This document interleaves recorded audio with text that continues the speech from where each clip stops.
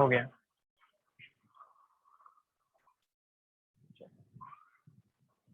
हाँ जी, तो हमारी नयों की चर्चा चल रही है और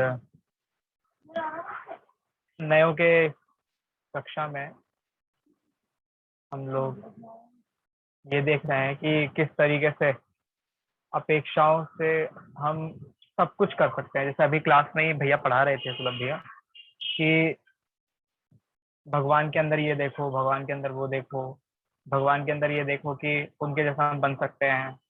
एक भजन भी है इसी तरीके का कि भगवान के पैर कुछ कह रहे हैं, भगवान के पैर कहते हैं कि मतलब भगवान की मूर्ति है जैसे, तो भगवान की मूर्ति में जब हम भगवान के पैर देखते हैं तो मन चरण देखते हैं तो ऐसा लग, तो वो क्या कह रहे हैं हमसे कि जी सारा संसार घूम लिया है, अब सारा संसार घूम लिया है और अब अपने आत्मा का ही ध्यान करो।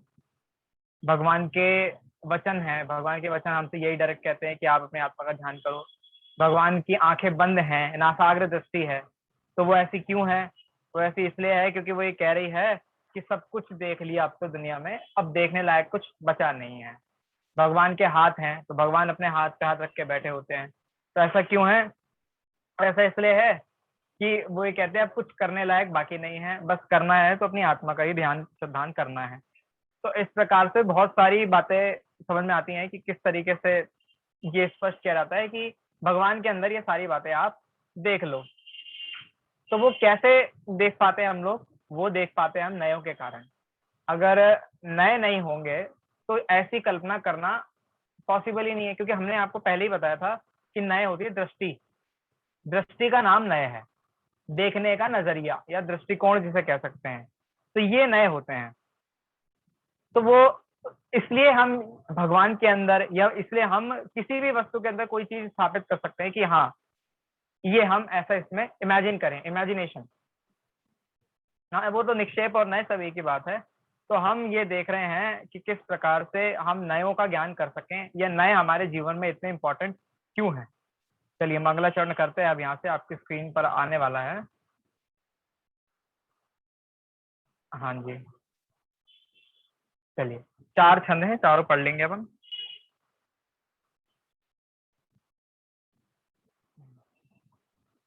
जो एक शोध विकार वर्जित अचल परम पदार्थ है, जो एक ज्ञायक भाव निर्मल नित्य निज परमार्थ है, जिसके दर्श व जानने का नाम दर्शन ज्ञान है। हो नमन उस परमार्थ को जिसमें चरण ही ध्यान है। निज आत्मा को जान कर पहचान कर जम कर अभी, जो बन गए परमात्मा पर्याय में भी वे सभी। वे साध्य हैं आराध्य हैं, आराधना के सार हैं। हो नमन उन जिन देव को जो भव जलधि के पार हैं। भव चक्र से जो भव्य जन को सदा पार उतारती, जग जाल में एकांत को जो रही सदा नकारती। निज तत्व को पाकर भविष्य जिसकी उतारे आरती, नए चक्र में उपलब्ध नित्य यह नित्य बोधक भारती। नय चक्र के संचार में जो चतुर हैं प्रतिबोध हैं, भव चक्र के संहार में जो प्रति समय सन्नद्ध हैं। निज आत्मा की साधना में निरत तन मन नगन है। भव्य जन के शरण जिनके चरण उनको नमन है। कर कर नमन निज भाव को जिन जिन गुरु जिन वचन को, निज भाव निर्मल करन को, जिन वर कथित नय चक्र को, निज बुद्धि बल अनुसार प्रस्तुत कर रहा हूँ वेग जन। ध्यान रखना चाहिए यदि हो कहीं कुछ स्खलन। बहुत सुंदर मंगलाचरण है ये, और इस मंगलाचरण से आज हम अपनी क्लास यहाँ पे स्टार्ट कर रहे हैं। हमने ये तो देख लिया है कि नए किसे कहते हैं या नयों के ज्ञान की क्या आवश्यकता है। अब हम ये देख रहे थे नयों का सामान्य स्वरूप। तो इसमें एक ऐसी परिभाषा हमारे सामने आई थी जो परिभाषा सबसे ज्यादा मेन है नयों के स्वरूप के अंदर, या नयों के बारे में यदि पढ़ना हो, समझना हो, या किसी को बताना हो कि नए किसे कहते हैं, या फिर अगर आपके सामने कोई ऐसा व्यक्ति आ जाए जो ये कहे कि नए वह कुछ नहीं होते, सब बेकार की बातें हैं, और नए सब मिथ्या होते हैं, नए सब मिथ्या होते हैं, कोई अगर ऐसी बात कहने लगे, तो आप उसके सामने अगर ये बात बताएं कि नए सच्चे होते हैं, तो किस आधार पे बताएंगे? वो ये परिभाषा है कि नए कैसे होते हैं। नए का एक स्वरूप है। ऐसा नहीं है कि किसी भी एक चीज को उठाकर उसको कह देना, या किसी भी एक धर्म को कह देना नए है। नहीं, नए के अंदर दो तीन बातें लागू होती हैं। जैसे हमने पढ़ा था, अनिराकृत प्रतिपक्ष, माने प्रतिपक्षी धर्मों का निराकरण नहीं करना, माने जो दूसरे धर्म है। नए में क्या होता है, हम एक धर्म को मुख्य करते हैं या फिर एक गुण को मुख्य करते हैं, तो उसके अलावा जितने भी धर्म, जितने भी गुण, शक्तियां, भाव हैं, उन सबका निराकरण नहीं करना है। हाँ, विरोधी भी होता है या फिर अन्य दूसरा जो पक्ष है, दूसरे जो धर्म है और बाकी के। तो ये कह रहे हैं कि प्रतिपक्षी धर्मों का निराकरण ना करते हुए, जैसे हमने बताया था ना आपको कि निशाना लगाना हो, तो वो जो दूसरी आंख है जिससे जो बंद रखनी है उसको बंद करना है, उसको फोड़ना नहीं है। तो निराकरण नहीं करना, उसको गौण करना है। जैसे हमने देखा था मुख्य और गौण, गौणता होती है नयों में, तो उसको गौण करना है, बाकी सारे धर्मों को गौण करना है, माने उनके बारे में चुप रहना है। हमने पढ़ा था ना कि अन्य धर्मों के बारे में मौन रहना ही उनको गौण करना है, तो उनका निराकरण नहीं करना। और वस्तु के अंश को ग्रहण करने वाले, क्या जो नए होते हैं वो वस्तु के अंश को ग्रहण करते हैं, किसी ऐसी चीज को ग्रहण नहीं करते जो वस्तु में है ही नहीं। जैसे आप ये कहेंगे भाई, जैसे हमने आपको बताया था एक बार कि जीव को अजीब कहा एक अपेक्षा से, अगर उस अपेक्षा को छोड़ दे, वो अगर ना भी हो, और अब कोई ये कहे कि जीव जो है वो स्पर्श रस गंध वर्ण वाला है, कोई ये कहने लगे कि जीव जो है वो स्पर्श रस गंध वर्ण वाला है, क्या तो क्या कहा, एक धर्म को मुख्य करा। कोई ये कहेगा कि मैंने इसके एक धर्म को मुख्य करा। या फिर कोई व्यक्ति कहे कि जो आत्मा है वो स्पर्श स्वरूप वाला है, आत्मा स्पर्श स्वरूप वाला है, आत्मा को छुआ जा सकता है, कोई ये कहने लगे, और वो कहे नहीं मैं तो नए का प्रयोग कर रहा हूं, मैंने तो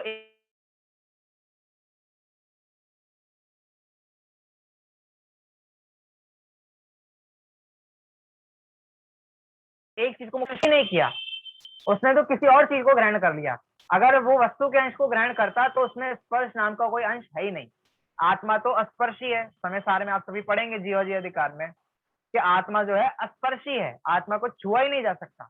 लेकिन कोई ये कहे कि आत्मा को छुआ जा सकता है, ये भी किसी अपेक्षा से सही होगा? तो ऐसा बिल्कुल नहीं है, आत्मा को छुआ नहीं जा सकता।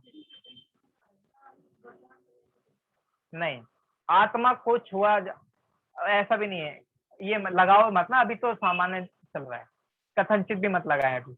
और ज्ञाता का अभिप्राय, ज्ञाता का अभिप्राय माने, ज्ञाता का अभिप्राय माने ज्ञानी के ज्ञान में नए होते हैं, या वक्ता के वचन में नए होते हैं। किसी वस्तु में या चलते फिरते किसी इंसान का नाम निश्चय व्यवहार नहीं होता।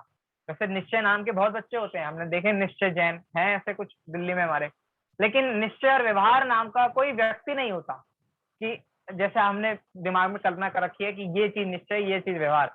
जैसे आपसे पूछें, जैसे मैं आपसे पूछता हूँ आत्मा क्या है, निश्चय की व्यवहार, एक तो कोई दिखता नहीं है ना, तो समझ नहीं आता हम किसको पढ़ा रहे हैं, मतलब हमारी किससे बात चल रही है, कोई सुन रहा है कि नहीं सुन रहा है, ब्लैंक ब्लैंक है सारा, तो समझ नहीं आता हम पढ़ रहे हैं। एक तो है, लेकिन ऐसा लगता है हम दीवारों से बातें कर रहे हैं। वैसे बिल्कुल ठीक बात है, कहते हैं ऐसे लोक में कि दीवारों के कान होते हैं, लेकिन यहाँ ठीक है, चलो वो ही मान लेते हैं, दीवारों के कान है मुंह नहीं है, कोई बात नहीं। तो ज्ञाता का अभिप्राय का मतलब है ज्ञानी के ज्ञान में नए होते हैं या वक्ता के वचन में नए होते हैं। यह अपेक्षाकृत बात है कि वक्ता बोलेगा तो किसी अपेक्षा से बोलेगा, कुछ दिमाग में सेट करके बोलेगा कि ऐसा मुझे समझाना है। या फिर हम अगर किसी ग्रंथ को पढ़ते हैं तो हम अपने दिमाग में ये लेके बैठेंगे, जैसे कोई भी स्वाध्याय जीव अगर ग्रंथ पढ़ता है तो उसके दिमाग में क्या होता है, उसके मन में क्या चल रहा होता है कि इस ग्रंथ से मुझे कुछ लाभ हो। तो ये एक अपेक्षा है ग्रंथ को पढ़ने की। कोई इस अभिप्राय से ग्रंथ पढ़ता है कि मुझे कुछ समझ में आए, कोई इस अभिप्राय से ग्रंथ पढ़ता है कि मुझे दूसरे को पढ़ाना है इसलिए मैं पढ़ लूं, कोई इस अपेक्षा से ग्रंथ पढ़ता होगा कि किस अपेक्षा से कि लोक में ये वाहवाही हो जाए कि भाई ये तो बहुत धर्मात्मा है, इन्हें तो बहुत कुछ आता है। तो इस अपेक्षाओं से लोग ग्रंथ पढ़ते हैं, मतलब पढ़ सकते हैं, कोई जीव हो कोई ऐसा ऐसे इन अपेक्षाओं से पढ़ सकता है। तो ये कुछ अपेक्षाएं हैं, तो वो अभिप्राय है, उस जीव का अभिप्राय है। तो ये यहाँ पे अभिप्राय का समझना, ज्ञाता का अभिप्राय का मतलब यहाँ पर ये है कि ज्ञानी के माने ज्ञानी के ज्ञान में क्या चल रहा है उस समय की पर्याय का नाम अभिप्राय। तो हमने ये वाला पैराग्राफ भी पढ़ लिया था कि मुख्यतः गौणता वस्तु में विद्यमान धर्मों की अपेक्षा नहीं, वक्ता की इच्छा अनुसार होती है। बाकी आगे 10 पॉइंट आएंगे और उन 10 पॉइंट में सारे नए का स्वरूप वो क्लियर हो जाएगा कि सारे नयों का क्या वास्तव में स्वरूप है। चलिए, अब हमने यहाँ पे लास्ट में छोड़ा था जो नीचे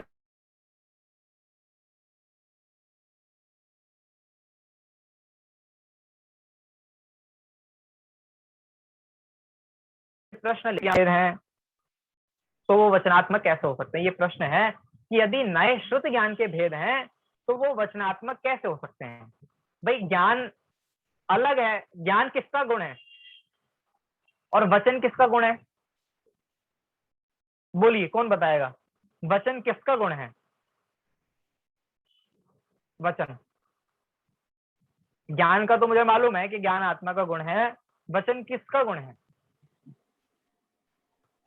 वचन पौद्गलिक है, वचन पौद्गलिक है, वचन पुद्गल की पर्याय है। हाँ जैसे स्पर्श रस गंध वर्ण ये हमने पढ़े ना, और हमने एक पर्याय में पढ़ा होगा स्पर्श रस गंध वर्ण शब्दवंता पुद्गला, ऐसे सूत्र है तत्वार सूत्र में हाँ है।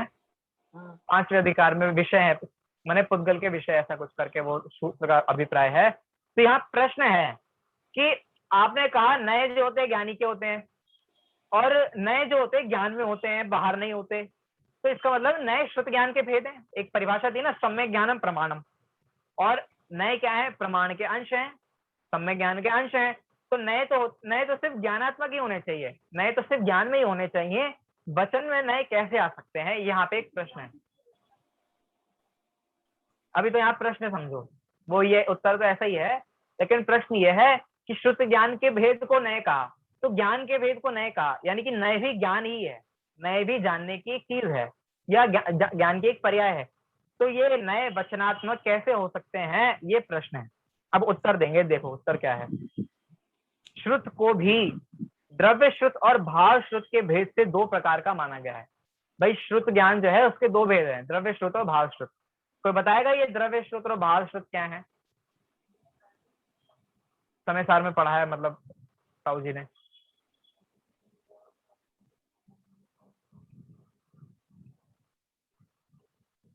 माइक ऑन नहीं, अगर कोई बोल रहा है तो। द्रव्य श्रुत और भाव श्रुत का कोई बताएगा अर्थ। आप लोगों ने अभी पढ़ा है, रिसेंट में पढ़ा है सर, द्रव्य श्रुत और भाव श्रुत। हाँ, आपने समय सार में पढ़ा होगा ना, दूसरे छंद में अनेकांत वाला जो छंद है, नहीं पढ़ा किसी ने। मतलब आप लोगों को समय सार स्टार्टिंग से पढ़ने की जरूरत है। चलिए कोई बात नहीं, फिर से पढ़ाया जाएगा आप लोगों को, जैसे हमने पहले रिवीजन किया था, फिर से रिवीजन करना पड़ेगा शायद। मैं बताता हूँ, आपने जो दूसरा कलश है समय सार का, उसमें आपने ये पढ़ा होगा द्रव्य श्रुत और भाव श्रुत किसको, जहाँ सरस्वती की मूर्ति को नमस्कार किया, आशीर्वादात्मक नमस्कार किया, तो वहां पर द्रव्य श्रुत और भाव श्रुत की चर्चा होगी। तो द्रव्य श्रुत और भाव श्रुत किसे कहते हैं, भाई जिनवाणी को कहते हैं द्रव्य श्रुत, और ज्ञान को कहते हैं, शुद्ध ज्ञान को कहते हैं जो जीव के अंदर ज्ञान है। जीव के अंदर जिनवाणी तो आ नहीं गई, जिनवाणी का ज्ञान आ गया, तो जिनवाणी के ज्ञान को कहेंगे भाव श्रुत, और जिनवाणी को कहेंगे द्रव्य श्रुत। जो जिनवाणी है हमारे सामने, जैसे हमारे सामने पीडीएफ है, ये भी एक द्रव्य श्रुत है। आचार्य ने जो जिनवाणी लिखी, द्रव्य माने पुद्गलात्मक जो जिनवाणी है वो सब द्रव्य श्रुत, और ज्ञानात्मक जो जिनवाणी है वो सब भाव श्रुत। ऐसा आप समझें। तो श्रुत को भी द्रव्य श्रुत और भाव श्रुत के भेद से दो प्रकार का माना गया है। आचार्य समंत भद्र ने श्रुत ज्ञान को स्यादवाद शब्द से भी अभिहित किया है।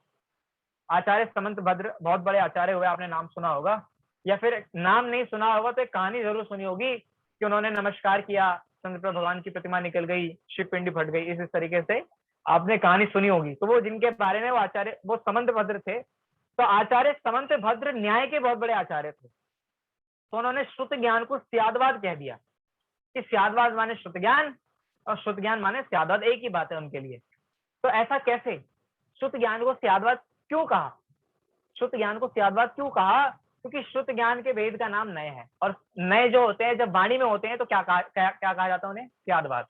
जैसे मैंने आपको बताया था कि नए तो ज्ञान में ही होते हैं, नए और कहीं नहीं होते, नए ज्ञान में ही होते हैं। तो इसलिए नयों को ज्ञानात्मक ही कहना चाहिए, लेकिन जब नए वाणी में आ जाए तो उसको स्यादवाद कहा जाता है। स्यादवाद का अर्थ क्या होता है? स्यादवाद को तोड़ो आप इस शब्द को। स्याद माने कथनचित, किसी अपेक्षा से, और वाद माने कहना। तो जब किसी अपेक्षा से कहा जाता है तो उसको क्या कहते हैं? नए कहते हैं उसको। जब किसी अपेक्षा से बात की जाएगी तो इस फॉर्मेट को कहते हैं नए, और जब किसी अपेक्षा से नहीं, पूरी वस्तु से बात की जाएगी तो उसको क्या कहते हैं? प्रमाण। तो यहाँ पे यही कहा जा रहा है, समंत पदाचार्य ने श्रुत ज्ञान को स्यादवाद भी कहा, क्योंकि स्यादवाद के भी दो दो भेद बना दिए, द्रव्य शुद्ध, भाव शुद्ध है। और द्रव्य शुद्ध के अंदर सारी जिनवाणी भरी है, जिनवाणी के अंदर सारे नए हैं। और आपसे हमने पूछा था कि जिनवाणी, ये जो आप सामने पीडीएफ देख रहे हैं, ये कौन सी भाषा में लिखी है, कोई बताएगा? आप जो सामने पीडीएफ देख रहे हैं, ये कौन सी भाषा में लिखी हुई है? हिंदी में। हिंदी में। और कोई भाषा है क्या? संस्कृत, हिंदी। संस्कृत, हिंदी, और भी कोई भाषा? स्यादवाद में लिखी है, स्यादवाद में लिखी है।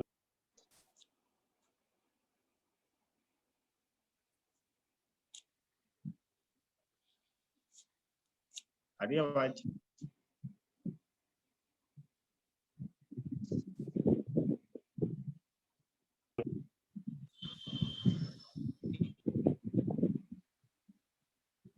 वो संस्कृत में आ रही है। हाँ, ये जो आपको पीडीएफ दिख रही है या फिर जो जिनवाणी है, वो हिंदी, संस्कृत, प्राकृत में नहीं, वो नयों की भाषा में लिखी है, स्यादवाद की भाषा में लिखी है। तो इसलिए आचार्य समंत भद्र ने शुद्ध ज्ञान को स्यादवाद कह दिया, जिनवाणी को स्यादवाद कह दिया, या जिनवाणी के ज्ञान को या नयों को ही स्यादवाद उन्होंने कहा। और देखते हैं आगे, मति आदि 5 ज्ञान, आपने 5 ज्ञान पढ़े होंगे, मति, श्रुत, अवधि, मन, पर्याय, केवल। तो मति आदि 5 ज्ञानों में, नए श्रुत ज्ञान में और प्रत्यक्ष आदि प्रमाणों में, आगम प्रमाण में आते हैं। ये जो 5 ज्ञान हैं, इन पांचों ज्ञानों में अगर नए को डाला जाए कि नए किसके भेद हैं, तो पांचों ज्ञानों में तो नए जाएंगे श्रुत ज्ञान के अंदर, नए जाएंगे श्रुत ज्ञान के अंदर।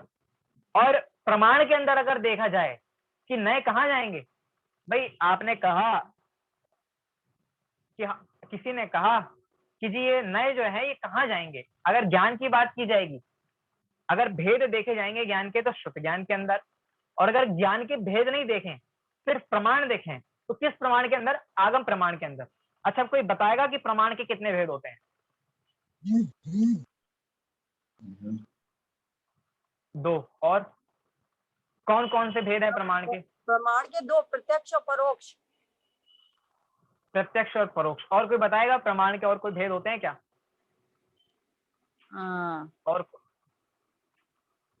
और कोई तरीके के भेद प्रमाण के? सम्यक ज्ञान ही प्रमाण है। चलिए मैं बताता हूँ। ये वैसे आप लोगों ने शायद कहीं पढ़ा नहीं होगा, ये न्याय में आता है जो मैं बोल रहा हूँ, और यहाँ पे वही बात लिखी है। नए के अलग अलग भेद होते हैं। एक होता है लोक प्रमाण, आपने एक शब्द सुना होगा, लोक प्रमाण असंख्यात। एक तो वो लोक प्रमाण है। एक लोक प्रमाण होता है जो दुनिया में जिस बात की एक, क्या कहें, लोक प्रमाण को मैं आपको कैसे बताऊं, दुनिया में जिस बात को कहा जाएगा कि ये बात बिल्कुल सही है, दुनिया वाले जिस बात को सही कहें। जैसे मैं बता नहीं पा रहा, न्याय में होता है इस तरीके का। लोक प्रमाण के अंदर जैसे कटघरे में एक मुजरिम खड़ा है, उसने किसी का मर्डर किया है, कुछ गलत काम किया, मर्डर किया है। अब एक आपने सुना होगा कि गवाही देने आते हैं, तो गीता पे उसने हाथ रख के कहा कि जज साहब मैं जो कहूंगा सच कहूंगा, सच के सिवा कुछ नहीं कहूंगा। तो सच के सिवा कुछ नहीं कहेंगे, और वो क्या कहता है गीता पे हाथ रख के, गीता पे हाथ रख के क्या कहता है कि मैंने इसको देखा, मैंने अपनी आंखों से देखा कि इसने उसको मारा था। क्या? मैंने अपनी आंखों से देखा कि उसने उसको मारा था। या फिर अगर मान लीजिए कई उसने किसी को कहा हो कि उसको मार दो, एक व्यक्ति है जिसने एक गुंडे को कहा कि भाई ऐसा ऐसा एक व्यक्ति है उसको जाके मार दो, है वो फोन पे बात कर रहा था, सुपारी दी, हाँ वही कह लो सुपारी दी, तो वो फोन पे बात कर रहा था। तो अब एक व्यक्ति ने उससे फोन पे बात करते हुए सुन लिया, तो वो क्या कहेगा, जज साहब मैंने अपने कानों से सुना, क्या कानों से क्या सुना कि इसने उसको कहा कि मार दे। तो अब जज क्या करेगा, जज इससे पूछेगा क्या तुमने अपने कानों से सुना, सच बताओ। तो कहेगा हाँ। अब ये बताइए, एक व्यक्ति कह रहा है मैंने अपनी आंखों से देखा, उसको ज्यादा प्रामाणिक माना जाएगा, या फिर एक व्यक्ति कहेगा कि मैंने अपने कानों से सुना, उसको ज्यादा प्रामाणिक माना जाएगा? बोलिए, आंखों देखी बात सच होती है कि कानों सुनी बात सच होती है? क्या मतलब ज्यादा सच किसे कहेंगे? आंखों देखी। आंखों देखी को। अब ये बताइए 5 इंद्रियां होती हैं, हैं 5 इंद्रियां होती है, क्रम से बताना क्या है, क्रम क्या है इसका? स्पर्शन रसना ग्रहण चक्षु कर्ण। स्पर्शन रसना घ्राण चक्षु कर्ण, लास्ट में कौन सी आती है? और कान। चक्षु कौन सी इंद्रिय है? अच्छा, चौथी से 5वीं बेटर है कि बेकार है? भाई 4 इंद्रिय जीव और 5 इंद्रिय जीव में कौन श्रेष्ठ है? 5 इंद्रिय। पंच इंद्रिय जीव। अब आप ये देखो, अगर इंद्रियों की अपेक्षा देखा जाए तो जिसने सुना है वो ज्यादा प्रामाणिक होना चाहिए, क्यों? उसके 5 इंद्रियां हैं। लेकिन दुनिया में कहा जाता है मैंने अपनी आंखों से देखा है, तो उसको ज्यादा प्रामाणिक माना जाता है। कहते वो जज क्या कहेगा, भाई सुनने वाले तो कुछ भी सुन लेते हैं, तुमने अपनी आंखों से देखा हो तो बोलो। गलत भी हो सकता है, सुनी हुई बात गलत भी हो सकती है, आंखों देखी बात गलत नहीं हो सकती। तो दुनिया में आंखों देखी को सच माना जाता है, उसको प्रमाण माना जाता है, तो इसे कहते हैं लोक प्रमाण। अब एक होता है आगम प्रमाण।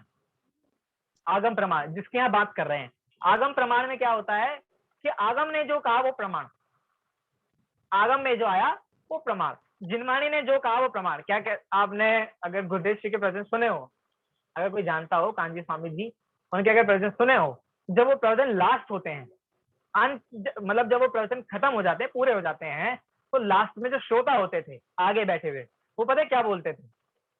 वो बोलते थे प्रमाण वचन गुरुदेव। क्या बोलते थे? प्रमाण वचन गुरुदेव। प्रमाण वचन गुरुदेव क्यों कहते थे वो लोग? वो ये कहते थे कि आपने जो कहा वो प्रमाण, उसका ये अर्थ नहीं था। अगर किसने सुना, जो वो व्यक्ति बैठे थे, वो जब वो ये कहते थे कि प्रमाण वचन गुरुदेव, तो वहां पे उनका अर्थ ये कहना नहीं था कि आप जो कह दो वो सच है। जैसे आपने एक दुनिया में बात सुनी होगी, बाबा वाक्यम प्रमाणम। क्या? बाबा वाक्यम प्रमाणम, कि बाबा ने जो कहा वो बात सच।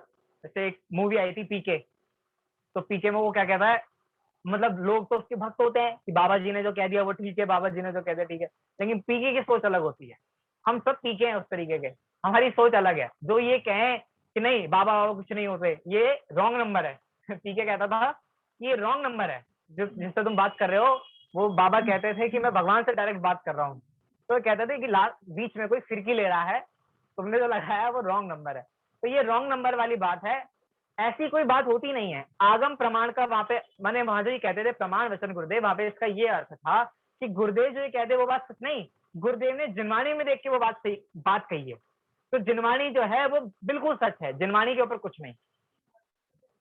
अच्छा, तो यहाँ पे यही मैं आपको बताने की कोशिश कर रहा हूँ, आगम प्रमाण किसे कहते हैं। ये जो प्रत्यक्ष आदि प्रमाण है वो आगम प्रमाण के अंदर जाएंगे, कि आगम में जिन प्रमाणों की चर्चा की जा रही है। या फिर जिनवाणी के अंदर अगर आप बांटोगे, जिनवाणी के अंदर अगर आप नए देखोगे कि जिनवाणी में किस भाग के अंदर नए आएंगे, तो वो प्रमाण के अंदर आएंगे, आगम प्रमाण के अंदर आएंगे। आगम को द्रव्य शुद्ध भी कहते हैं, आगम को द्रव्य शुद्ध भी कहते हैं। अब शुद्ध ज्ञान के 2 भेद हैं, द्रव्य शुद्ध और भाव शुद्ध। भाव शुद्ध के अंदर नए आएंगे तो शुद्ध ज्ञान को ले लो जो ज्ञानात्मक है, और द्रव्य शुद्ध के अंदर अगर नए आएंगे तो आगम प्रमाण के अंदर आएंगे, आगम के अंदर आएंगे। वचनात्मक तो कह दिया ना स्यादवाद के अंदर, अभी आएगा, वो भी आएगा। तो द्रव्य शुद्ध और भाव शुद्ध के समान नयों के भी द्रव्य नय और भाव नय, ऐसे दो भेद किए गए हैं। जैसे श्रुत ज्ञान के दो भेद हैं, द्रव्य श्रुत और भाव श्रुत, उसी प्रकार नए के भी दो भेद हैं, द्रव्य नय और भाव नय।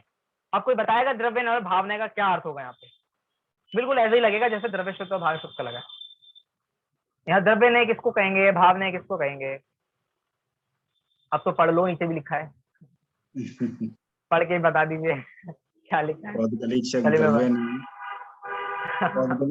द्रव्य ने है और जीव का चैतन्य गुण भाव ने है। भाव नय, बिल्कुल यही है भाई। शब्दों को द्रव्य नय कहा जाएगा। शब्द द्रव्य, जैसे ऊपर द्रव्य शब्द को कहा, तो पुद्गल जिनवाणी जो है वो पुद्गल है कि नहीं? वो पन्ने, वो पत्ते, वो ताड़ पत्र, वो पुद्गल है कि नहीं? शब्द भी पुद्गल है। जो जिनवाणी निकली भगवान के मुंह से, वो पुद्गल है कि जीव है? पुद्गल है, भाषा वर्गणा है। आपको मालूम है कि ये जो दिव्य ध्वनि है वो किस रूप में खिरती है? किस रूप में खिरती है? ओंकार में। ओंकार में। अब जो गणधर हैं वो जिनवाणी में ओम ओम लिखते जाते हैं या कुछ और लिखते जाते हैं? कोई बताइए। हैं? चलो सूत्र बद्ध चर्चा करते हैं। मेरा तो ये प्रश्न है, जब गणधर दिव्य ध्वनि सुन रहे हैं, सब सुन रहे हैं, हम भी सुन रहे हैं दिव्य ध्वनि, गणधर भी सुन रहे हैं, पशु भी सुन रहे हैं, देव भी सुन रहे हैं, तो बाकियों को तो मैं कुछ नहीं कह रहा कौन क्या सुनता है क्या नहीं। जो गणधर हैं, हमने सुना है गणधर द्वादशांग की रचना करते हैं। एक बार के लिए ये इमेजिन कर लीजिए कि डायरेक्ट भगवान ओमकार में दिव्य ध्वनि चल रही है और गणधर लिख रहे हैं। वैसे तो गणधर लिखते नहीं है, लेकिन अगर गणधर लिखें तो क्या लिखेंगे? ओम ओम ओम ओम, क्या लिखेंगे? कोई बताएगा? उस वाणी के भाव जो हैं, जो कहना चाह रहे हैं, क्या क्या कहना चाह रहे हैं भाई? मेरे मन की बात मैं जान सकता हूँ, आपके मन की बात आप जान सकते हो, कोई दूसरे के मन की बात कैसे जान सकता है? चलो गणधरों को मने परे ज्ञान होता है, उसको गौण करो। सुख होने का मार्ग जो बताया गया है, तो अच्छा ठीक है, मान लीजिए आप में से कोई ये कहे कि गणधरों को मना परे ज्ञान होता है, इसलिए वो भगवान के भाव को समझ लेते हैं। पशुओं को भी मना परे ज्ञान होता है क्या? पशुओं को तो पशु कैसे भाव समझ लेता है कि भगवान क्या कह रहे हैं? भाई सबको अपनी अपनी जो समझने, जो वाणी जिसकी होती है उसी हिसाब से समझ में आता है भगवान की वाणी। इसका मतलब वैसे आप लोगों को उत्तर मालूम है, लेकिन आप एक फैक्ट सुन लीजिए। इसका फैक्ट क्या है? हाँ मैं बताता हूँ। क्या होता है, भगवान की दिव्य ध्वनि ओमकार में खिलती है, और आपने ऐसा सुना है कि जो दिव्य ध्वनि होती है वो 718 लघु भाषाओं में, 18 महाभाषाओं में और 700 लघु भाषाओं में खिलती है, हैं? तो ऐसा तो है, लेकिन वो कैसे कहा? भगवान की वाणी गिरती है ओमकार मई, ओम चल रहा है बस, ओम, और वो भी ओम बोलते नहीं है, वो सर्वांग से खिरती है, तो वो सुनाई ऐसे देती है कि वो बीजाक्षर में ओम खिल रही है। वो पता है कैसे? हमने ऐसा सुना है, मैंने ऐसा पढ़ा भी है, भगवान जब बोलते हैं तो भगवान के होठ नहीं हिलते और भगवान का मुंह बंद रहता है। तो आप मुंह बंद करके ओम बोल के दिखाइए कैसे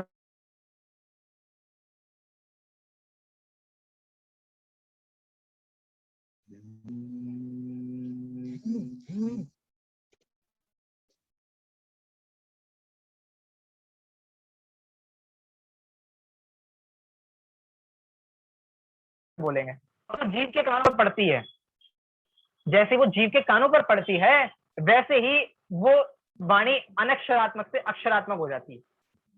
कानों से जैसी वो टकराती है, वो वाणी ओंकारमय से उनकी भाषामय हो जाती है। तो इस प्रकार 700 लघु भाषाओं में और 18 महाभाषाओं में वो दिव्य ध्वनि खिलती है। वास्तव में दिव्य ध्वनि खिलती है ओंकार में ही, लेकिन जीव अपने आप कैसे ग्रहण कर लेते हैं कि उस वाणी में इतनी ताकत है कि वो खिलती ओंकार में ही है, लेकिन जैसे अब हमारे कानों में जाके पड़ती है वो उस भाषा में बनती। वो मागध जाति के जो देव होते हैं वो भाषा को सब तक पहुंचाते हैं, उसको ट्रांसलेट नहीं करते। वो लोग ट्रांसलेटर नहीं है। जैसे आप लोगों ने बड़ी बड़ी पार्लियामेंट जो होती है बाहर की विदेशों की, तो जैसे हमारे प्रधानमंत्री हैं, उनको इंग्लिश नहीं आती, वो बाहर जाते हैं, तो वो बाहर की सभा में बैठे हैं, तो वो समझ कैसे पाते हैं कि कौन क्या कह रहा है? या फिर मान लीजिए एक सभा चल रही है जिसमें सारी दुनिया के लोग आए हुए हैं, सारी दुनिया के प्रधानमंत्री आए हुए हैं। अब कोई प्रधानमंत्री ऐसा भी होगा जिसको इंग्लिश नहीं आती, कोई प्रधानमंत्री ऐसा भी होता होगा जिसको सिर्फ उर्दू आती है, उसको और भी भाषा ही नहीं आती, फ्रेंच हो गई, जर्मन हो गई, कोई ऐसे होते होंगे। तो वो आए, तो अब एक व्यक्ति कुछ बोल रहा है, वो सब अपनी अपनी भाषाओं में कैसे ग्रहण कर लेते हैं उसको? तो वहां ट्रांसलेटर होते हैं, वो अपने कानों में लगा लेते हैं। अब ये देखो, आप एक बार वीर सागर जी ने बताया था, ये जो पार्लियामेंट है ना, पार्लियामेंट, संसद, संसद जिसे कहते हैं, संसद का अर्थ क्या होता है? संसद का अर्थ होता है समशरण। संसद का अर्थ होता है समशरण, या फिर समशरण शब्द से संसद शब्द निकला है। क्यों? क्योंकि वहां पर अलग अलग भाषाओं के लोग बैठे होते हैं और एक व्यक्ति बीच में बैठकर बोलता है। एक कॉन्सेप्ट ही समशरण से उठकर आया है।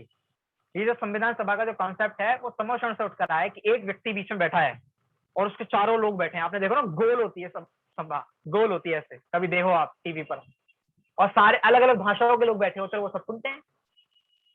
तो संसद ही समर्षण है, माने संसद जो है उसका अर्थ होता है समर्षण। तो समर्षण इस प्रकार की महिमा होती है। तो मैं आपको यहाँ नयों में ये बताने की कोशिश कर रहा हूँ कि वो जो भाषा खिरी वो है पौद्गलिक, वो जो भाषा खिरी वो पौद्गलिक, वो जो नए हमने ये जो नए हैं वो है पौद्गलिक, द्रव्य नए। और जीव का जो चैतन्य गुण है, अपने अंदर का ज्ञान गुण, जो उस नए को समझ रहा है, जिसके ज्ञान में वो, जिसने वो शब्द सुने और अपने ज्ञान में उसको रिमाइंड किया कि ये क्या कहा, या जिसके ज्ञान में वो बात आई, वो हो गया भावना। जीव का ज्ञान गुण है भावनाएं, शुद्ध ज्ञान की पर्याय है भावनाएं, और जीव ने जो शब्द सुने वो पौद्गलिक नए, माने वो जो भाषा है वो हो गए द्रव्य नए। ये इतना सा कॉन्सेप्ट है। अतः नयों के वचनात्मक होने में कोई विरोध नहीं है, नए वचनात्मक हो सकते हैं, इसमें इस बात में कोई विरोध नहीं है। न्याय शास्त्र के प्रतिष्ठापक आचार्य अकलंक देव नए को प्रमाण से प्रकाशित पदार्थ को प्रकाशित करने वाला बताते हैं। आचार्य अकलंक देव, आपने नाम सुना, बहुत बड़े आचार्य हुए। मालूम है ना आप लोगों को कैसे आचार्य, किस तरीके से अपने भाई को मरते हुए देखा उन्होंने, निकलंक को। तो आचार्य अकलंक देव को न्याय शास्त्र के प्रतिष्ठापक आचार्य कहा जाता है। कि न्याय की प्रतिष्ठा किसने की? न्याय की प्रतिष्ठा किसने की? जैसे मंदिरों में प्रतिष्ठा होती है, मंदिरों में मूर्तियों की प्रतिष्ठा पाठ भी है एक, आपने सुने होंगे। तो मंदिरों में मूर्ति की प्रतिष्ठा होती है, तभी वो मूर्ति पूजने योग्य बनती है। बिना प्रतिष्ठा के मूर्ति पूजी नहीं जा सकती। जैसे बड़े बड़े तीर्थ क्षेत्रों में बड़ी बड़ी मूर्तियां होती हैं भाई, जिनके पंचकलानक होने मूर्तियां लेटी हुई हैं, तो लेडीज क्या करती हैं, जाके पैर छूती हैं। क्यों? उनसे पूछो क्यों कर रहे हो आप ऐसा, तो ये कहते हैं कि भाई जब प्रतिष्ठा हो जाएगी तो अब तो हम छू नहीं पाएंगे, अभी छू लेते हैं। तो भाई वास्तव में वो मूर्ति अभी तक पूजने योग्य है ही नहीं, प्रतिष्ठा के बाद वो मूर्ति पूजने योग्य बनती है। तो न्याय शास्त्र की प्रतिष्ठा आचार्य अकलंक देव ने करी। उससे पहले न्याय शास्त्र का ज्ञान ही नहीं था, या न्याय रूपी मंदिर बना ही नहीं था। न्याय मंदिर की प्रतिष्ठा की आचार्य अकलंक देव ने। तो उन आचार्य अकलंक देव ने नए की परिभाषा क्या दी? हाँ, तो आचार्य अकलंक देव ने नए की परिभाषा क्या दी? कि प्रमाण से प्रकाशित पदार्थ को वो प्रकाशित करता है। कि जिस पदार्थ को प्रमाण ने जाना, अब उस पदार्थ को अगर और विषय जानना हो तो नयों का इस्तेमाल करना पड़ेगा। जैसे हमने आपसे कहा था ये शरीर है, ये शरीर है, क्या इतना ही शरीर है या इतना भी शरीर है? सिर्फ इसका नाम शरीर नहीं है, सिर्फ इसका नाम शरीर नहीं है, सिर्फ इसका नाम शरीर नहीं है, पूरी बॉडी का नाम शरीर है। आप किसी भी एक पार्ट को हटा दो तो क्या कहेंगे? ये नहीं कहा जाएगा कि शरीर खत्म हो गया, शरीर अभी भी बाकी है। क्यों? पूरी बॉडी का नाम शरीर है। तो प्रमाण होगी पूरी बॉडी और एक एक अंश हो गया नए। जैसे आपको जीव द्रव्य को जानना हो, जैसे हमें जीव द्रव्य को जानना हो तो हम कहेंगे जो जानता देखता है, सुख दुख का अनुभव करता है, इसका नाम हो गया जीव द्रव्य। तो ये हो गया प्रमाण ज्ञान। क्या हो गया? ये प्रमाण ज्ञान। और अगर आपको उस जीव द्रव्य को और विशेष जानना हो तो आपको नयों का प्रयोग करना पड़ेगा। कैसे? कि जीव में ज्ञान गुण प्रमुख है, जिसके कारण वो सारे लोकालोक को जान सकता है। अब आप कहोगे इसमें नए तो लगाई नहीं आपने निश्चय, कि निश्चय से जीव का ज्ञान गुण है, ऐसा नहीं। हमने आपको कहा था कि निश्चय और व्यवहार तो मात्र एक भेद है, वास्तव में नयों का काम होता है मुख्य गौण करना। क्या? मुख्य गौण करना, किसी को हाईलाइट करना और किसी के बारे में चुप रहना। तो आपने जब जीव द्रव्य को विशेष जाना, आपने विशेष जानने की कोशिश करी, तो आपने क्या कहा? जीव में ज्ञान गुण है जिसके कारण या फिर जिससे वो सब कुछ जान सकता है। तो आपने ज्ञान गुण को प्रमुख कर दिया, बाकी सारे गुणों के बारे में आप चुप रहे, आप बोले नहीं, इसका नाम ही नए है। तो यही परिभाषा ये कह रही है कि प्रमाण ने जिस वस्तु को जान लिया है, प्रमाण ने, भाई हमने अपने ज्ञान में जीव द्रव्य को जान लिया प्रमाण से, कि ये एक जीव द्रव्य है। अब उस प्रमाण से प्रकाशित, माने सूरज की रोशनी, हमने कहा था ना सूरज प्रमाण और सूरज की एक एक किरण नए, सूरज ने पूरी वस्तु को प्रकाशित कर दिया। अब एक एक किरण के माध्यम से हम उस वस्तु का विशेष ज्ञान करेंगे। तो नयों के माध्यम से जीव द्रव्य का विशेष ज्ञान होता है। जैसे आप समय सार में पढ़ रहे हैं कि जीव ऐसा है, जीव सर्वश्रुत को जानता है, या फिर जीव अस्पर्शी है, जीव तो एक ही है, अनेक नहीं है। तो ये नयों के माध्यम से जानना हो पाता है। आप ये देखो, अगर नए ना हो तो विशेष ज्ञान होगा ही नहीं। अगर नए ना हो तो हम दुनिया में किसी चीज का विशेष ज्ञान कर ही नहीं पाएंगे। जैसे आपने सुना होगा स्पेशलिस्ट होता है, एक तो डॉक्टर होता है जो नॉर्मल क्लिनिक होता है। जैसे उस्मानपुर में जो लोग रहते हैं वो कालरा को जानते हैं तो कालरा क्या है, वो सब चीजों का इलाज कर लेता है। डॉक्टर कालरा वो सब चीजों का इलाज कर लेते हैं, आंख का, कान का, थोड़ा बहुत सबका बता देते हैं। वो हो गए एक नॉर्मल डॉक्टर। और एक डॉक्टर होते हैं बड़े बड़े हॉस्पिटल में जो स्पेशलिस्ट होते हैं, कि ये दिमाग के डॉक्टर हैं, उन्हें न्यूरो सर्जन कहते हैं। कोई सिर्फ कानों के डॉक्टर होते हैं, कोई सिर्फ स्किन का डॉक्टर होता है, कोई हार्ट का डॉक्टर होता है। तो उससे आप ये, कोई हार्ट के डॉक्टर से आप ये पूछो कि डॉक्टर साहब मेरे पैर में बहुत दर्द रहता है, मेरे जोड़ों में बहुत दर्द रहता है, इसकी कोई दवाई बताओ। तो कहेगा भाई तुम पागल हो क्या, मैं घुटनों के दर्द का उपाय नहीं करता, मैं दिल का उपाय करता हूँ, मैं दिल का स्पेशलिस्ट हूँ।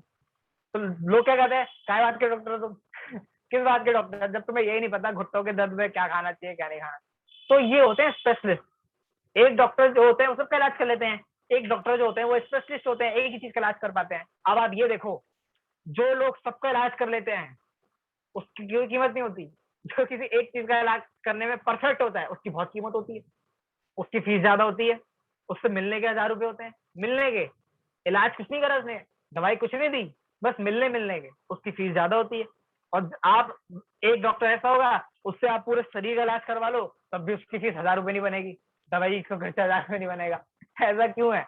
ऐसा इसलिए है, जहां विशेष ज्ञान होता है वहां कीमत ज्यादा होती है। जहां विशेष ज्ञान होता है वहां कीमत ज्यादा होती है। तो यहाँ पे ये कह रहे हैं, नए का जो नए होते हैं वो विशेष होते हैं। भाई प्रमाण ने वस्तु को पूरा जान लिया, अब उस वस्तु में भी अगर कुछ विशेष जानना हो तो नयों के माध्यम से जान पाओगे। अब आप ये संस्कृत में परिभाषा पढ़ लीजिए, क्या कह रहे हैं, प्रमाण प्रकाशितार्थ विशेष प्ररूप को नया। प्रमाण से प्रकाशित विशेष प्ररूपणा करने वाला कौन? नए है। प्रमाण द्वारा प्रकाशित पदार्थ का विशेष निरूपण करने वाला नए है। इस प्रकार ये नए की यहाँ पे परिभाषा हो गई। चलिए आगे देखते हैं। अब नए चक्रकार माइल धवल भी लिखते हैं। मैंने आपको शायद बताया था कि एक ही नए चक्र नहीं है इस दुनिया में जो आप ये पढ़ रहे हैं, सिर्फ एक यही नई चक्र नहीं है, एक माइल धवल आचार्य ने भी नए चक्र लिखा है, एक देवसेन आचार्य ने भी एक नए चक्र लिखा है, शुद्ध भवन दीप नए चक्र नाम है जिसका, है ना। तो माइल धवल आचार्य ने, माने माइल धवल ने जो नए चक्र लिखा, उन्होंने क्या कहा, उन्होंने गाथा लिखी बहुत सुंदर। पढ़ते हैं क्या लिखा। प्राण सहाव भरियम बत्थुम गहि ऊर्णतम पमाणेन ए अंतनासनठम पच्छाणय जुंजणम कुणः।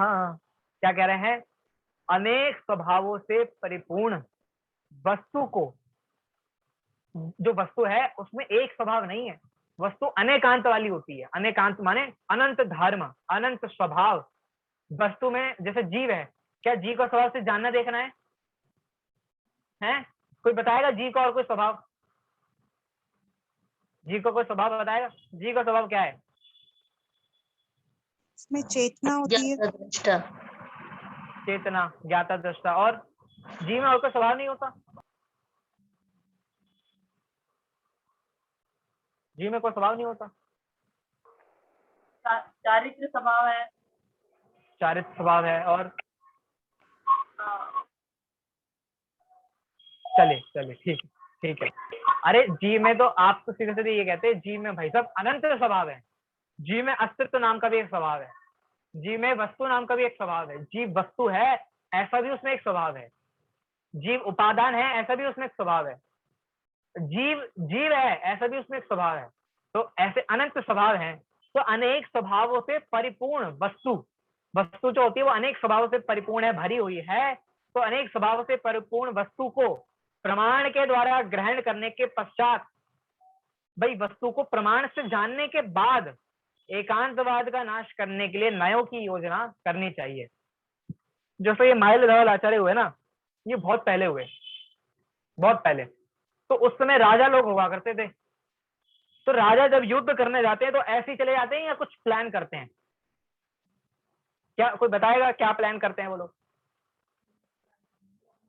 सब लोगों ने महाभारत देखी अभी इस बार, पिछले साल महाभारत टीवी पर आई थी Star+ पे रात को 8 से 9 महाभारत। तो बताएगा कि राजा जब युद्ध पर जाते हैं, पांडव कौरव जब युद्ध पर जाते थे तो एक रात पहले क्या डिस्कशन होता था? नहीं, और कोई मेरे को स्पेसिफिक शब्द चाहिए। वो अभिमन्यु कहाँ फंस गया था? चक्रव्यूह में। तो वो चक्रव्यूह होता है एक। तो यहाँ पे जो कह रहे हैं ना, ये शब्द से ध्यान आया, एकांतवाद का नाश करने के लिए, जैसे दुर्योधन और कौन कौन था, दुशासन, द्रोणाचार्य, कर्ण, नहीं उनके साइड के लो ना आप, अभी अभिमन्यु की बात कर रहा हूँ। तो अभिमन्यु को जो मारने का प्लान बन रहा था, चक्रव्यूह बन रहा था, तो उन्होंने क्या करा भाई, अभिमन्यु का नाश करने के लिए चक्रव्यूह की योजना करी। तो ऐसे ही एकांतवाद का नाश करने के लिए किसकी योजना करें भाई? अगर लोक में शत्रु का नाश करना हो, किसी को मारना हो, तो क्या प्लान करना पड़ेगा? अगर किसी को मारना, जैसे आपने फिल्मों में देखा होगा कि इस व्यक्ति को उसको मारना है, तो क्या कहेगा? ये देखेगा ये किसने मेरे घर से निकलता है, कहाँ जाता है, कब इसके आसपास कोई नहीं होता मैं इसे मार दूं, यही होता है। तो लोक में अगर किसी शत्रु को मारना हो तो बहुत आसान है, लेकिन अगर ज्ञान के शत्रु को मारना हो, एकांतवाद का अगर नाश करना हो, तो किसकी योजना करें? चाकू छुरी लाएं, जहर लाएं, कोई चक्रव्यूह बनाए?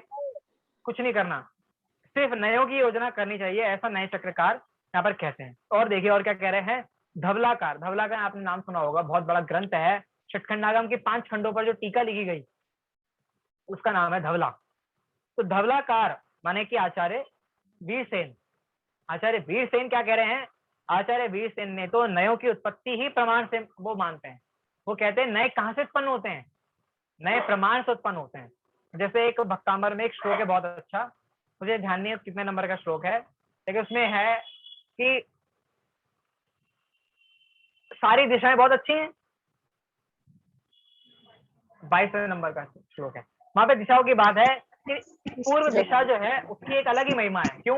क्योंकि वो ही सूर्य को जन्म दे सकती है, बाकी दिशाएं सूर्य को जन्म नहीं दे सकती। उसी प्रकार जो प्रमाण है वो ही नयों को जन्म दे सकता है, और कोई नयों को जन्म नहीं दे सकता।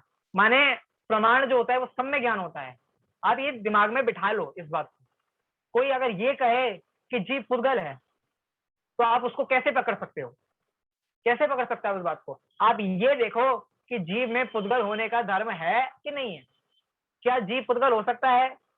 क्या जीव में इस प्रकार का कोई स्वभाव है? नहीं। इस बात को आप प्रमाण से जानो, सम्यक ज्ञान से जानो।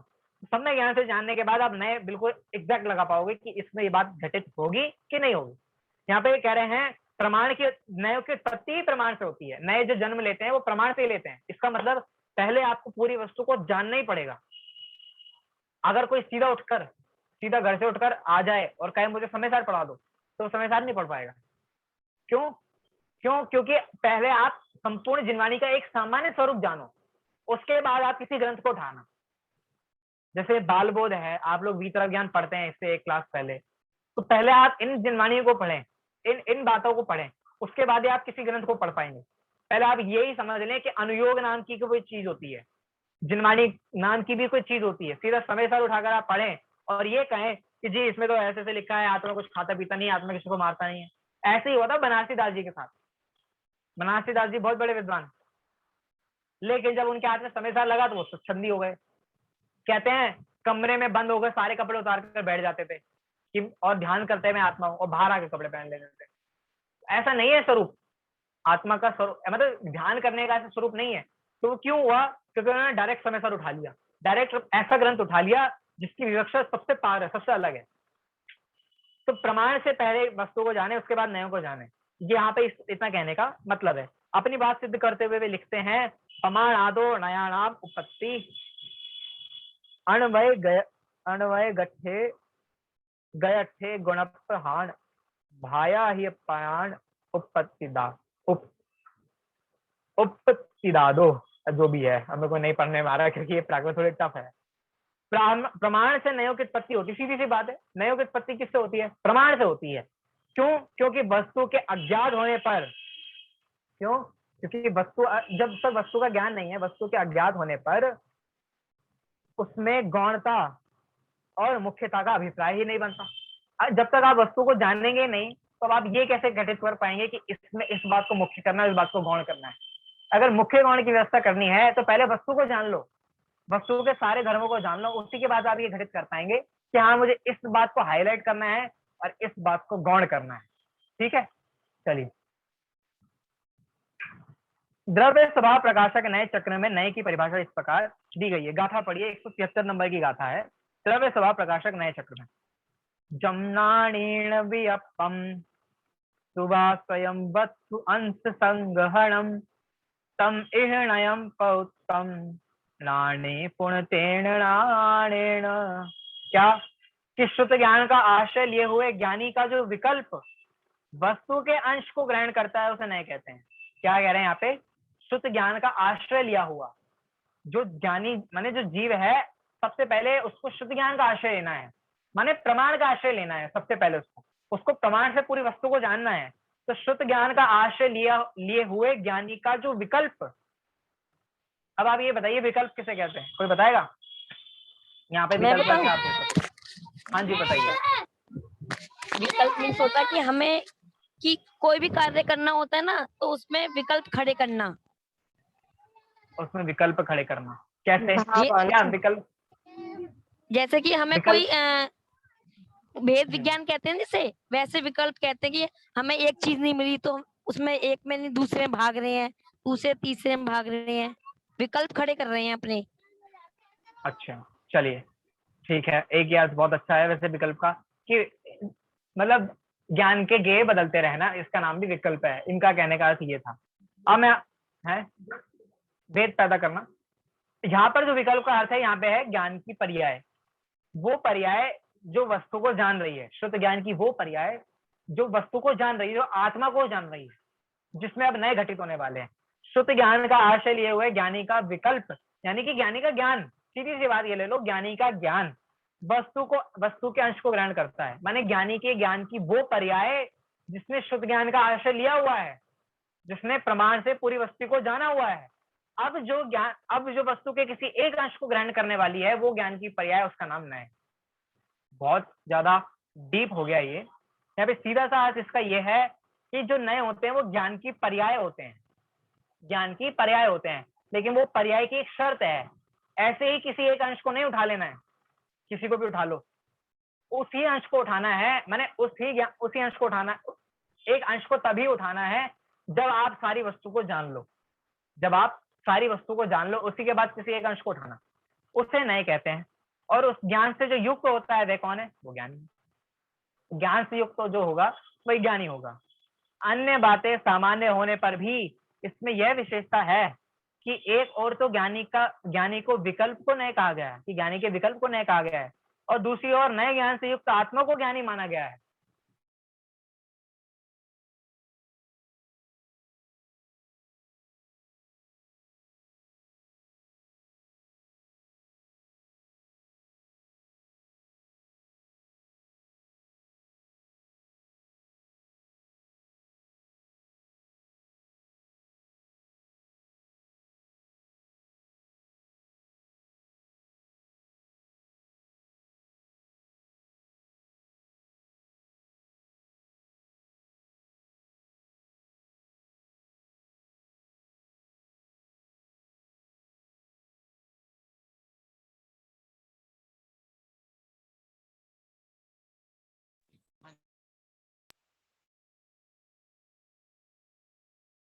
भैया आपका म्यूट है।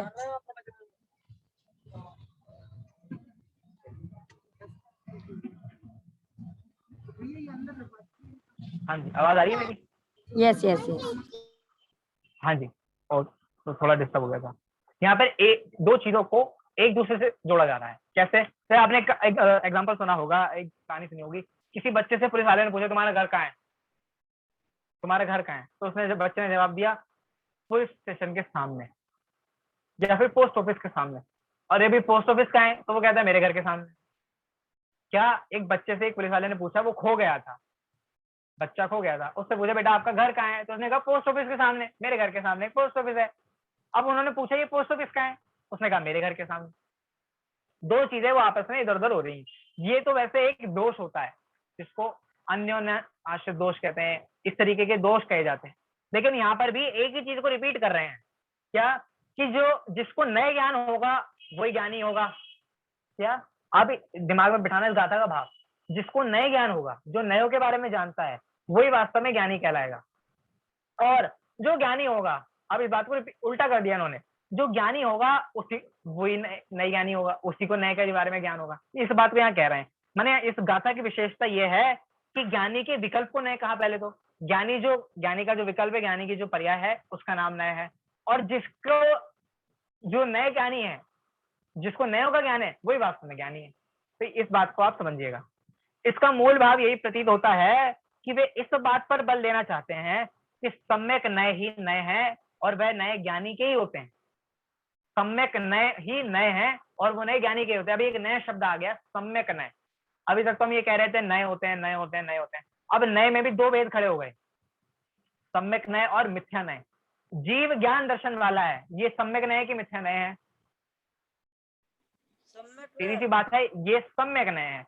लेकिन जीव स्पर्श रस गंध वर्ण वाला है, ये सम्यक नए की मिथ्या नए? ये मिथ्या नए। ये सीधी बात आपको समझ में आ गई होगी कि यहाँ पर ये बात कह रहे हैं सम्यक नए ही नए हैं, जो मिथ्या नए हैं वो नए हो ही नहीं सकते। वो नए होंगे नहीं, वो नया भास होंगे, वो मिथ्या ज्ञान होंगे। भैया हाँ उसे जी। व्यवहार नहीं कहेंगे। नहीं, वो व्यवहार नए भी नहीं है। हमें लगता है कि व्यवहार नए जो है वो झूठा है, वो मिथ्या है, और निश्चय नए जो है वो सम्यक है। ऐसा है ही नहीं। निश्चय नए भी सम्यक है और व्यवहार नए भी सम्यक है। आपने 11वीं गाथा पढ़ी ना, हमने रिवीजन भी करा था, प्रवचन में भी आपने सुनी होगी। 11वीं गाथा में व्यवहार नए को अभूतार्थ कहा, लेकिन वहां अभूतार्थ का मतलब ये नहीं है कि वो मिथ्या है, वास्तव में वो भी सही है, वो भी सम्यक है। तो यहाँ पर जो नए कहा जा रहा है वो निश्चय और व्यवहार दोनों को सम्यक नहीं कहा जा रहा है। लेकिन अगर कोई निश्चय और व्यवहार से भी परे हो जाए, क्या, कि जिस चीज जो है वो पुद्गल है या फिर पुद्गल भी जानता देखता है, ये सम्यक नहीं होगा कि मिथ्या नहीं होगा? ये मिथ्या नहीं होगा। तो यहाँ पे ये बात कही जा रही है कि सम्यक नए ही नए हैं और वह नए ज्ञानी के ही होते हैं, अज्ञानी के नहीं होते। और अज्ञानी के नए नए ही नहीं है। अज्ञानी अगर किसी एक विवक्षा से बात करेगा तो वो नए नहीं होंगे, वो क्या होंगे? नया भास होंगे। तो यहाँ पर तो इस प्रकार से आज के हम अपने यहाँ पे ये चर्चा पूरी करते हैं। अब ये यही समझ लीजिए, मतलब क्योंकि यहाँ पे एक विषय एंड हो रहा है, इसलिए मैं यहाँ पे पूरा कर रहा हूँ, टाइम भी हो गया हमारा। बस यहाँ पे आज हमने इतना समझा कि जो वस्तु के अंश को ग्रहण करेगा वो ही नए होगा, और वस्तु के अंश को ग्रहण करने से पहले पूरी वस्तु को ग्रहण करना पड़ेगा। पहले पूरी वस्तु को जानना पड़ेगा, उसी के बाद आप किसी एक अंश को ग्रहण कर पाओगे। और उस एक अंश को ग्रहण करने उसी अंश को ग्रहण करना जो उस वस्तु में हो। ऐसे ही किसी एक अंश को मत उठा लेना, किसी भी एक धर्म को मत उठा लेना, किसी दूसरे द्रव्य धर्म को मत उठा लेना, और तभी आपके नए सम्यक होंगे। वरना आपके जितने भी नए होंगे, आपकी जितनी भी बातें होंगी, आपका ज्ञान होगा, वो सब मिथ्या हो जाएगा। ठीक है, चलिए इस प्रकार आज के हम अपनी यहाँ पे क्लास ये पूरी करते हैं, और अब आपको नेक्स्ट संडे हम आगे की बात बताएंगे या पढ़ेंगे। चलिए जिनवाणी स्तुति कर लें। जा वाणी के ज्ञान से सूझे लोकालो, तो वाणी मस्तक नमो सदा देत हूँ धो। बोले चौथांग में जिनवाणी माता की जय।